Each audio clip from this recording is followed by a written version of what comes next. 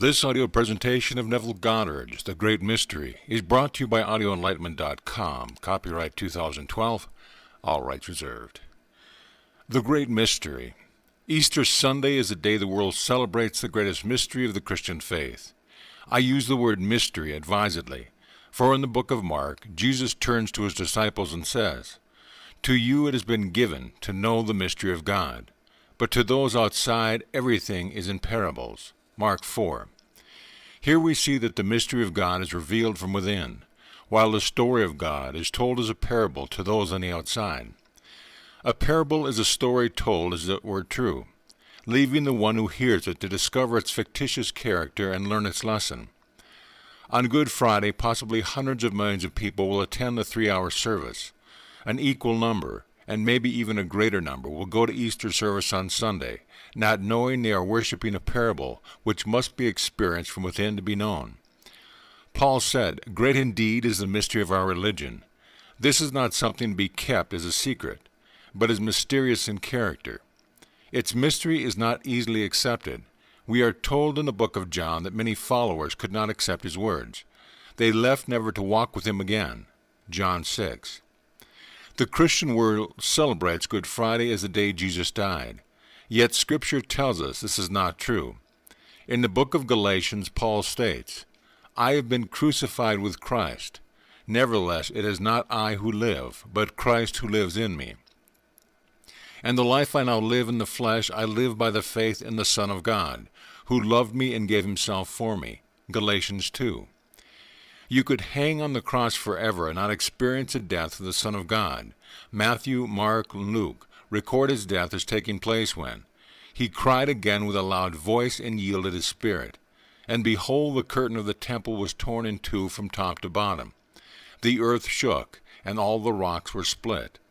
Matthew 27, Mark 15, and Luke 23. There are two sides to the coin of the Easter celebration: the yielding of the Spirit and the severance of the body of God. I have been crucified with Christ, nevertheless I live. Yet not I, but Christ who is within me. And the life I now live in the flesh, I live by the faith of the Son of God who loved me and gave himself for me. God gives himself to you the moment the curtain is torn. Spirit fell from unity into diversity, into a world of generation and death. But when your spiritual body is split in two, Spirit takes your individuality with him and once more ascends into unity and regeneration.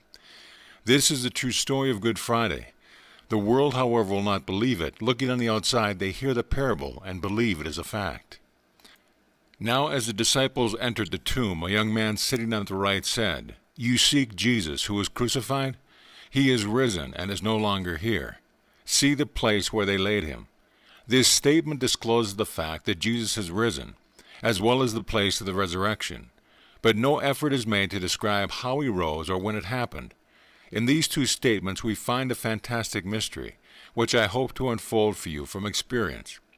But first I want to explain what I mean by calling those into my circle and teaching them from within. This week I received 2 letters. In the first letter the lady dreamed she was summoned to me, to discover others were there. Calling her and 2 others to me, I said, "I must die." They were so delighted with the news, and so she turned to tell the others she awoke. The following night, one of the friends in her dreams found herself with 2 others, being taught a new language by me and making an effort to understand and learn from me. She awoke, wrote it down, and returned to sleep, to discover that now the 3 were linked together as they attempted to speak the language. I was standing off to one side, helping whenever they needed it. Again she awoke and recorded the dream. And again she closed her eyes, returned to the dream, to discover that now the 3 of them were one. I stood before them, called them forward, and said, "I must die to the flesh in order to live in you. From now on you will find me within." On this level these dreams are a parable, a story of the inner man, which, falling into diversity, is separate, linked together in a search for the cause of all life, ultimately discovering the unity of all. It is true, it is necessary that I die, but I have already. On the 8th day of April 1960, I died to all generation. My creative powers have now turned into regeneration, and now, night after night, I beget on the higher level. It is said that as he cried the loudest, he yielded his spirit, and the curtain of the temple was torn from top to bottom. The rocks were split, and the earth shook. This is true. When my spiritual body was split, I felt like every vertebrae of my spine separated. Then, like a serpent, I moved up into the Holy of Holies. This is how your creative power, called the Son of Man, is lifted up. In his 12th chapter, John tells us, "When I am lifted up from the earth, I draw all men to me." The evangelist who was telling the story added this remark. He said this to show by what means would die. This is not true. He said this to disclose the kind of death that would be his. Only by yielding the Spirit can you die and ascend into a new being. You must draw yourself into yourself, otherwise you will hang on the cross forever.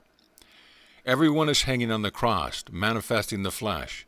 Having been crucified with Christ, it is not the flesh which lives, but Christ, who lives in a fleshly garment. The life you now live in the flesh, you live by faith in the Son of God, who loved you and gave himself for you. I remember the moment I cried out, splitting the curtain, and finding myself part of that pool of golden liquid light at the base of my spine. Then I moved up into the Holy of Holies. One man fell into diversity. Now asleep, he sees millions of others and does not realize that they are himself pushed out. The lady saw 3 others, separate and individualized, then linked together and finally one. Well, multiply 3 1,000,000 times, and you will see multitudes, all separate. Then the linking, the meshing, the weaving of one thought into another, and finally the unity of all. These marvelous experiences did not take place on this level, and if you try to interpret them as something that will happen here, you go amiss. When you meet me at night, it is because you have conjured me out of the depths of your own being. I am always with you, but not on this level. I died in 1960, and from that day on I have revealed the secrets of God from within. We are all on this cross, but we have not died, for only God dies. It is God who is speaking in William Blake's beautiful statement, "Unless I die, thou canst not live. But if I die, I shall arise again, and thou with me." Would thou love one who never died for thee, or ever die for one who had not died for thee? And if God dieth not for man, and gives himself eternally for man, man could not exist. So God dies, and everyone who is raised becomes one with him. You know me as a person, but I am one with God, so in that sense I died. I have to die to the flesh in order to lie in you. From now on you will find me within, not without. The parable the Christian world will celebrate on Easter Sunday belongs to this level, but its meaning is within. Walking with you on the outside, I eat and drink and do all the normal things of life here. If you ask anything of me, I will do it for you. But when you meet me in the depth of your own being, I will be teaching the Spirit. Good Friday and Easter are 2 great mysteries. Good Friday comes first in the parable, but Scripture tells us that the first is last and the last is first. That is true for the resurrection, which we celebrate on Sunday, is the first of the great events. In fact, 2 events take place that very moment, the awakening within and the departure of your spiritual body from the tomb. In a moment, in a twinkle of an eye, at the last trumpet, all will be changed into the imperishable one. This is the great eschatological trumpet of the 27th chapter of Isaiah. When this great trumpet sounds, all those who entered the land of Egypt will be called back to worship in Jerusalem. The word trumpet means reverberation. There is a peculiar reverberation that takes place. You feel as though every bone in your skull is breaking, but instead you awaken within yourself. Come out to leave your tomb empty. That is your spiritual birth. The Easter story begins with the resurrection. God is buried in you, and this is the story of his seed. Unless the seed falls into the earth and dies, it remains alone. But if it dies, it brings forth much. Here is a story of life through death. God dies for your salvation. His death is your redemption. He was with you from the beginning, experiencing all of your pain and joy. But when he gives up this world, the curtain is split, and as he is lifted up, he takes himself, now individualized, with him. That is your ascension. Now the resurrection is not the ascension. Your resurrection and birth from above come first. This is followed by the ascension 9 months later. To the Christian world this is only a parable, for they have not stirred themselves to question it. And not everyone who hears the truth will believe it, because they have not been called to hear it, and that goes from the Pope down. No matter what name man calls himself, or what robes he clothes himself in, he is sound asleep. Anyone who believes in a man who lived 2,000 years ago thinks things happen on the outside, and has no desire to question the meaning behind the parable.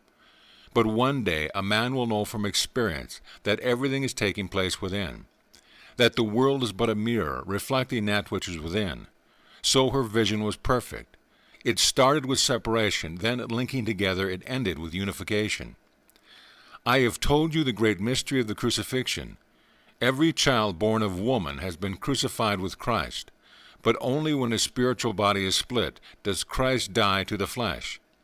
Today I read the work of a brilliant scholar who stated he thought it was merciful that Jesus only had to suffer 3 hours. Here is a man who knows his Greek, Latin, and Hebrew backwards, but cannot see the mystery behind the parable. He added the thought that they did not break his bones because Scripture had to be fulfilled, yet he hasn't the slightest concept of what that means. Bones represent the law of God, which cannot be broken by man. It is the law of identical harvest. Jesus is the fulfillment of the law and the promise. But those who worship the parable think the bones of his feet were not broken so that Scripture may be fulfilled. God's law was established in the beginning, as everything must bear fruit after its own kind. If it is a pear tree, it bears pears. A plum tree bears plums, and an apple tree apples. Bones represent the law of identical harvest. Assuming you are known or unknown, wanted or unwanted, wealthy or poor, your assumption is your seed, and because of God's law, you will bring forth that which you assumed you are. So when Jesus Christ had risen, the curtain had been torn and he had left his sphere. But having left his law behind, they could not break his bones. A great scholar sees everything on the outside and therefore speaks of a parable. But you have been given to know the mystery of the kingdom of heaven. Not everyone will receive it, so it is offered to more than accept it. There will always be a remnant, however, who will understand and believe, and that is how we go up. In the lady's vision, she saw how protean I am. First there were 3, then linked together they become one. In that same way I am part of your being, always speaking to you from within. And when you see me in vision, I will not be talking about this visible garment I wear, or when I will depart from it, for no one knows the hour of the day.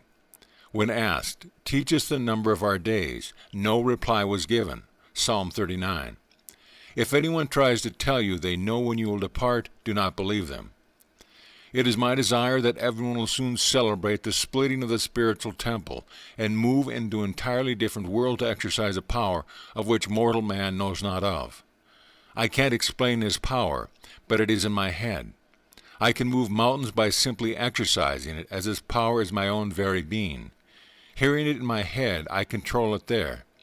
My 5 senses have synthesized into a power so great I can do anything, and as I exercise this power it grows and grows and grows. It has been 8 years since God died, and since that time I have grown in power, grown in wisdom, and expanded in the bosom of God. It is my prayer that you will know it too. Now, let us go into the silence.